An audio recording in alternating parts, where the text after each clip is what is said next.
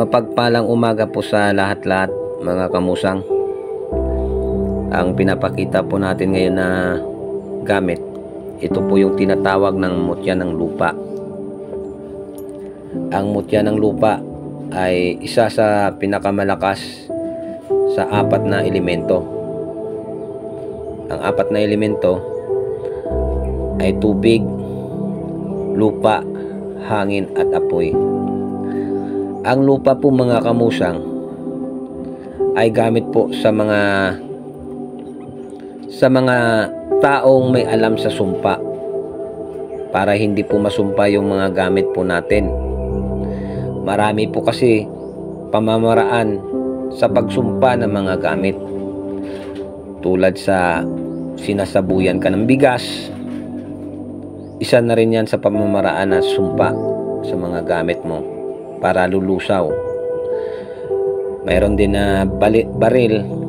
Yung dulo ng baril ay nilalagyan ng kanin. Mayroon din yung baril ay tinutusok sa lupa, ginuguhit sa pakros at pinapaputok sa kalaban.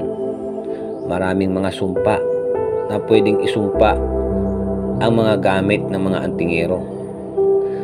Pero pag may tangan po kayo nito mga kamusang, kahit ano sumpa po nila, kapag marunong po tayo kumarga sa mutya ng lupa, may mga sekreto na kung anong kinakarga sa mutya ng lupa para hindi po masumpa ang mga gamit po natin.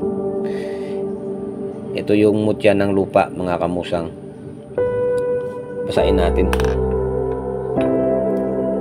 Tutuyo po yan mga kamusang.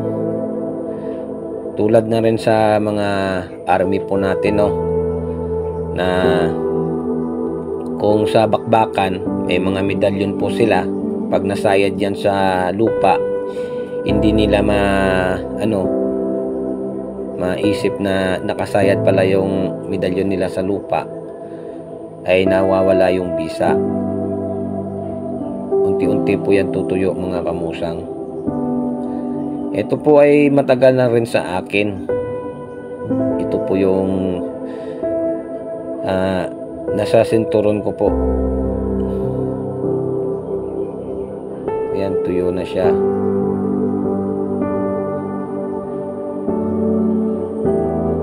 Umiinom siya ng tubig.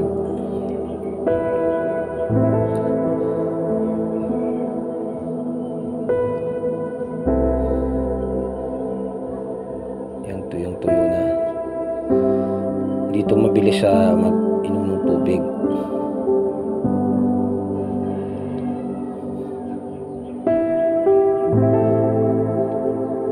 Ayan po mga kamusang, hanggang dito na lang yung video natin. Ayan po, tumuyo na. Yung mga ibang mga bato o mga mutya na pag binasa mo ay basa pa rin. Pero ito yung mutya ng lupa ay humihigop po talaga ng tubig niyan dahil lupa po siya. Pagpalang umaga po sa lahat-lahat mga kamusang. God bless po sa atin, sa lahat-lahat. God bless po.